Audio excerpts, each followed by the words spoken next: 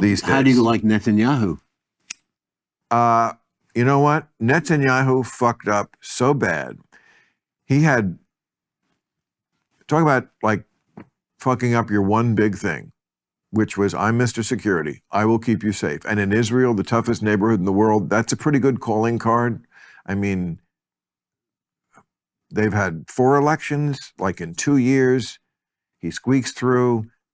They don't like him, but it's like, okay, we don't like you, but you're going to do the one fundamental job that we need done in Israel, which is security. When you fuck that up to the level that thing was fucked up, yes, if they weren't in the crisis right at this moment where they can't change leaders, they would kick him out tomorrow, and they will as soon as it dies down. And I always liked him, but this is a fuck up, you know. It's like Why did you like him?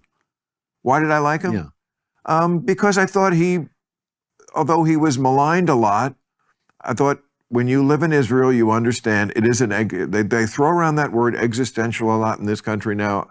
Somebody really fucked up when they taught a lot of people that word, because what does it mean? It means there is a threat to your very existence. Right.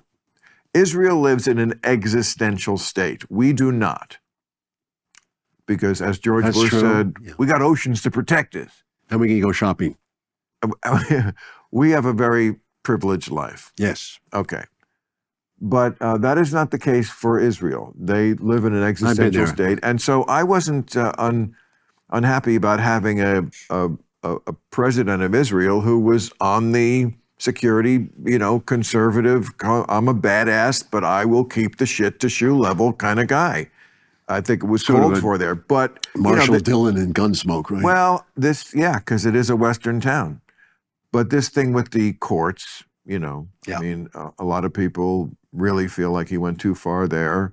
And maybe he did. I mean, that's something. Yeah, I gather he has a defense minister who was the interior minister. Yeah, he's got an extremist, and he's got a lot no training at all. Yeah, he's got the hard right in his, you know, same as Trump did. You know, I interviewed him in 2002 to my documentary called Persona Non Grata, which maybe you'll get a kick out of if you see it, because it's a very funny.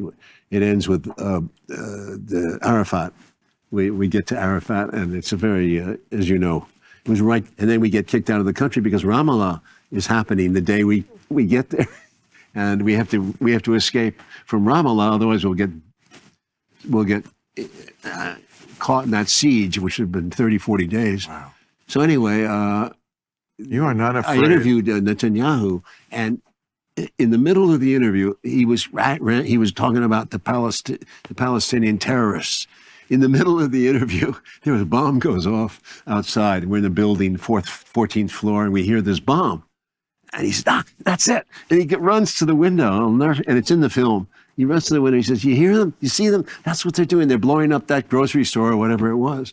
And he really had a hard-on for terrorists. That was his main thing. Who doesn't have a hard-on for terrorists? But I mean, in a sense, you talked earlier about projection. You know, he projected, and it was happening in the middle of the interview. You see, here's proof. And it was like, that was not the exact situation that was going on. It was true. It was happening. There was terrorist actions, but the vast part of the Palestinian population was accommodating to integration with the Israelis. It's a shame that the terrorists, in a sense, have brought the extremist positions, but it hasn't been helped by Netanyahu's extremities, too. No, he answers them the same way that they answer. But, you know, I was watching this movie the other day. It was, what was it called? I think something like, it's the day where they pick players in the NFL draft day, I guess. So, you know, and it just reminded me that people make bargains, and then sometimes that bargain isn't on the table the very next day, because he gets on the phone with the other general manager, as they do in football, and he's like, okay, I'll give you our quarterback for 2 first-round picks. And they don't do anything that day, and he calls back the next day, okay, let's do it. No, that was yesterday's deal. Things have changed. Now I want your punter too. And that I've had it happen with real estate. You know, that was last week. You didn't buy it. Right. Israel's the only place where they had the deal on the table in 1947. Let's split up the country. The Jews were like, okay, we'll do that. We'll take half. Israel was very small the way it was originally drawn up. They said, no, we'll attack you and try to kill you and take it all. They failed. Then they attacked again in 56 and 67 and 73, and they are still attacking. They could have peace so easily. Just stop attacking. Do you really think after all this time, this from the river to the sea, really? You're going to get rid of Israel? They're going to just disappear? What a deluded way to look at the world, even if you believed in it. Like, Israel is not going anywhere. Let's deal with that reality. There's no river to the sea. You're not going to get from the river to the sea. This is the fundamental problem. They don't ever make a deal. What does that mean, river to the sea? That's what they chant all the time. It's a way to say Israel is no more, from the river, the Jordan River to the Mediterranean Sea. In other words, we will have all that land, which you never had because, well, Well, it goes back to the Indian problem. What do you think about our taking Indian land? Right. Well, the Jews are the Indians of that land. They were there 1,500 years before Muhammad was born. That's the way the Palestinians feel. This is factual. Jerusalem was the capital, King David's capital, in 1000 BC. Muhammad is born in 570 AD. Yes. Okay.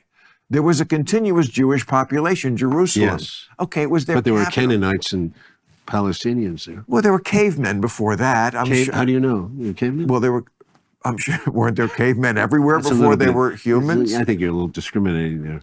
What about the cavemen? What about the Crusaders in 1099? 1099. Yeah, it's a big deal. Why not just charge $11? What? No. Yes, I know the taking of Jerusalem. Yeah, it was slaughtered everything. Right. That was the Second Crusade? First Crusade. Right. Pope Innocent, is that who proclaimed that? I forgot the name, but I think it was, because I was Pope Innocent, that's a great name. It's such a great name for that, yes. But since then, every crusade failed, and this is another crusade. Now, I admit to you that this crusade it's a very complicated story, but the guilt that Germany faces, it's ironic that Germany ends up attacking the Hamas and saying, yeah, you're driving out, they're taking, Netanyahu saying, look, 2.5 million people better get out of town now and fast. And it's never been done. The Germans wouldn't have done that in their worst day, in their worst nightmare. This is why Netanyahu is fucking too much. He's crazy that way. And I spent a lot of time with, Shimon Peres. So I know the other side of the Israeli peace party. Right. Although a lot of people distrusted Shimon too. No, the Palestinians could have had their own country a number of times. Most recently, 2000, the Oslo Accords, 97% of the West Bank. Was the deal perfect? No deal ever is. But if they had taken that deal and then shown the Israelis that, okay, we can live side by side without importing fucking rockets from Iran and shooting them at you, and we can police our own militants, then maybe we can grow into more like normal neighbors. But Israel is going to have to keep a little eye on you because you do nothing but try to attack them and make them cease to exist. Is that not reasonable? Yeah, in 2008, Hamas won the election in that West Bank. Well, they won their first election, and then there was no more elections. Yeah, because the Israelis didn't want it. They pulled out. Hamas was the legitimate political faction in that area. And the Israelis would not accept that. They made Hamas into a terrorist organization. Well, that's the thing. Every single point you mention is a counterpoint. But when people say, like, well, it's just the Islamic world, you're a horrible Islamophobe, Bill, and, you're... No, I'm just talking about what the reality is. The reality is that very often when you give people, Muslim populations in lots of different countries, this has happened, the choice, they will elect. In Egypt, it was the Muslim Brotherhood. Yeah. Gaza, it was... And they were thrown out by a dictator. By a dictator, right. Gaza, it was, Hamas. Algeria, it happened. I remember there was, have the people have a say. And then the army has to go, you know what, the people kind of fucked up. And we don't want this very Islamic, faith-based government, and they take over. And, Yeah, that's the the problem. truth. Isn't it? That's the truth. That's the problem with the two-state solution. Well, Because no one. The truth is that it will never work. That two-state solution is but bullshit. I'm also saying governments are a reflection of the people here as well as there. The U.S. government, too, has been backing Israel too much and giving it way too much credibility and saying we're supporting you no matter what. And that's seen. We're making so many enemies throughout the world. Biden is flying in there like some Superman, and he's going to find out the truth.